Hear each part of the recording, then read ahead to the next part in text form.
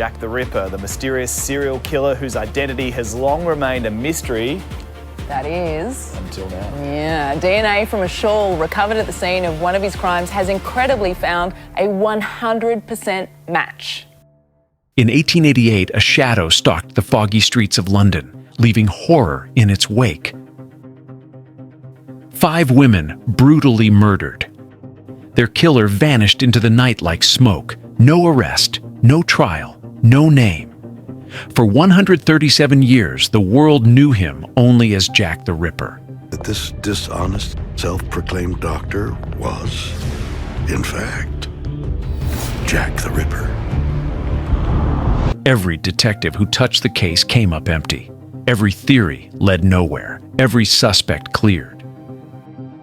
Until a stained piece of fabric, dismissed as worthless for over a century, finally gave up its secret. In 2007, Russell Edwards bought a Victorian shawl at auction. According to its history, this shawl was recovered from the scene of the Ripper's 4th victim on September 30th, 1888. Most experts dismissed it as just another piece of Ripper memorabilia. The market was flooded with fakes, but Edwards saw something different. He saw DNA. When scientists extracted genetic material from the bloodstains and compared it to living descendants, the results were staggering. A perfect match. After 137 years, science had done what Victorian detectives couldn't. Jack the Ripper had a name: Aaron Kosminsky. And the most disturbing part? The police knew it all along. The shawl was over 120 years old when Edwards acquired it, handled by countless people, exposed to dust, time, the elements. The idea that any usable genetic material could survive seemed laughable. But Edwards took his gamble to Dr. Jari Louhelainen at Liverpool John Moores University, one of the world's most respected genetic researchers. The team focused on mitochondrial DNA, mtDNA. Most DNA is a combination from both parents, but mitochondrial DNA is different. You inherit your mtDNA exclusively from your mother. She inherited it from her mother, and so on, stretching back through an unbroken female line for thousands of years. This DNA doesn't mix or recombine. It passes down virtually unchanged. Why does this matter? Because it means if you can find a living descendant of someone's maternal line, their mtDNA should match, even after 137 years. The first test was straightforward. Was this shawl even real? The team tracked down a living descendant of Catherine Eddowes' sister. They compared it to the genetic material extracted from the bloodstains. It matched. The shawl was genuine. It had been present at the murder scene, soaked in the victim's blood. But the scientists found something else. Mixed in with Catherine Eddowes' blood were other biological traces. Samples consistent with semen. This was the genetic signature of the perpetrator himself. Edwards and the research team had a prime suspect in mind, a name that had appeared in the original police files, a name that senior investigators had whispered about for over a century.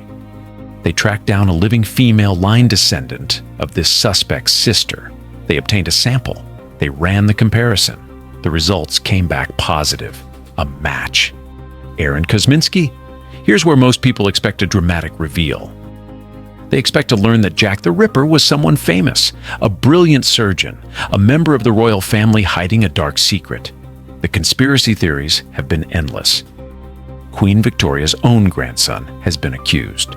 Freemasons orchestrating cover-ups, mad doctors, and aristocrats. But the truth is far more unsettling in its ordinariness. Aaron Kosminsky was nobody special. He was a 23-year-old Polish-Jewish immigrant who worked as a hairdresser in the heart of Whitechapel. He wasn't a phantom. He wasn't a genius. He was a deeply disturbed young man who lived and worked in the exact neighborhood where the murders occurred, and the police knew exactly who he was. Kosminsky had fled Poland to escape brutal pogroms. He arrived in London with his family in the early 1880s and settled in the East End. By all contemporary accounts, he was mentally unwell. Modern psychiatric experts believe he suffered from paranoid schizophrenia. He experienced auditory hallucinations. He had violent outbursts. And according to the police officers who investigated him, he harbored a profound and dangerous hatred of women. While newspapers whipped the public into a frenzy over theatrical letters and theories about educated killers, the senior officers on the case were quietly building their own list of suspects. And Aaron Kosminsky's name sat at the very top. Chief Constable Melville McNagton wrote an internal memorandum in 1894 that explicitly named Kosminsky as a primary suspect. He described him as having a great hatred of women and strong homicidal tendencies. But the most damning evidence comes from Chief Inspector Donald Swanson, the man who oversaw the entire Ripper investigation. Years after he retired, Swanson obtained a copy of his superior's memoirs about the case, and in the margins of that book, in his own handwriting, Swanson scribbled a private note that would remain hidden for decades. He wrote that the perpetrator was Kosminsky, that Kosminsky had been sent to an asylum, that he had died there. Think about what this means. The officer in charge of the most infamous murder investigation in British history privately confirmed the killer's identity. He wrote it down, and then that confirmation was buried in the pages of a book that wouldn't be discovered until long after everyone involved was dead. Kosminsky lived in the immediate vicinity of all the murder locations. He was known to be violent and mentally unstable. He matched the general descriptions provided by witnesses. And then there's the timeline. In 1891, Kosminsky's family had him committed to Colney Hatch Lunatic Asylum. He would remain institutionalized for the rest of his life, eventually dying in 1919. And when did the Jack the Ripper murders stop? They stopped in 1891. The moment Aaron Kosminsky was removed from the streets of Whitechapel.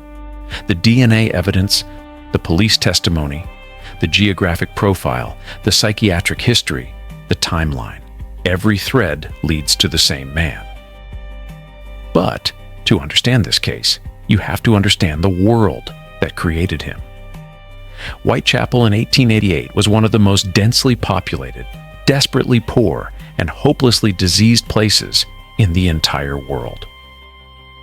Over 900,000 people crammed into a few square miles of narrow streets and crumbling tenements. The air itself was poisonous. London's famous fog wasn't romantic mist. It was thick, yellow, choking smog. They called it pea soup fog. And on bad nights, it was so dense you literally couldn't see your own hand in front of your face. For a predator, it was perfect cover. There was no social safety net, no welfare. If you couldn't pay for a bed, you slept in the streets. The 5 women generally accepted as the Ripper's victims were not glamorous figures. Mary Ann Nichols was 43, Annie Chapman was 47, Elizabeth Stride was 44. Catherine Eddowes was 46, Mary Jane Kelly was about 25. They were women who had fallen through every crack in society. Women who had lost husbands, lost families, lost hope. Women who walked the streets in the fog and darkness, desperate to earn the few pennies they needed for a bed that night. The Ripper didn't need to be clever. He just needed to be local. He needed to know the streets, the alleys, the escape routes. With the city screaming for answers, the London Metropolitan Police launched one of the largest manhunts in British history. They flooded Whitechapel with officers. They conducted over 2,000 interviews. They detained and questioned at least 80 men. So why did they fail to catch him? There was no such thing as forensic science in 1888. The concept barely existed. When a body was discovered, there was no crime scene tape, no careful documentation. Crowds would rush in. Reporters would trample through. The scene would be contaminated within minutes. The police had no fingerprinting technology. That wouldn't be developed until the 1890s. They had no way to analyze blood types. All they could rely on were witness descriptions. And those were almost useless. Different witnesses described the Ripper as tall and short, shabby and respectable, young and middle-aged. In the fog and darkness, no one could agree on what they'd seen. When Dr. Lou Halanen and his team published their findings, in the Journal of Forensic Sciences in 2019. They presented rigorous scientific evidence that had been subjected to peer review and repeated testing. First, they proved the shawl was genuine by matching mtDNA from the bloodstains to a living descendant of Catherine Eddowes' sister. Then they obtained a sample from a living descendant of Aaron Kosminsky's sister. It matched. Combined with the historical evidence, the police testimony, the geographic profile, the psychiatric history, and the timeline, the case becomes overwhelming. If the police knew Kosminsky was their man, why didn't they arrest him? Knowing someone was guilty and proving it in court were two entirely different things. The police had suspicion. They had circumstantial evidence, but they had nothing that would stand up in court. One witness reportedly identified Kosminsky in a lineup but refused to testify against a fellow Jew. Without that testimony, without forensic evidence, without a confession, the police had no case. And then Kosminsky's mental condition deteriorated to the point where his family had him institutionalized. He was committed in 1891. The murders stopped. For the police, the case was effectively closed, even if it could never be officially solved. There's a bitter irony in all of this. The Ripper was never caught because of brilliant deduction or tireless police work. He was stopped because his own madness consumed him. The same mental illness that drove him to murder eventually made it impossible for him to function in society.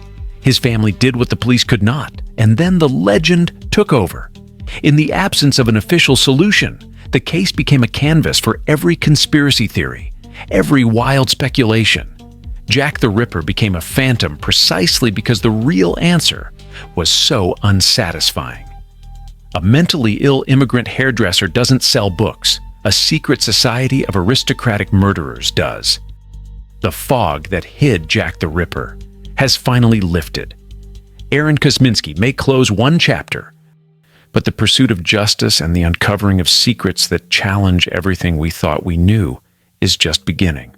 What do you think about this revelation? Drop your thoughts below and subscribe, because history holds dozens of other secrets that science is only now beginning to uncover.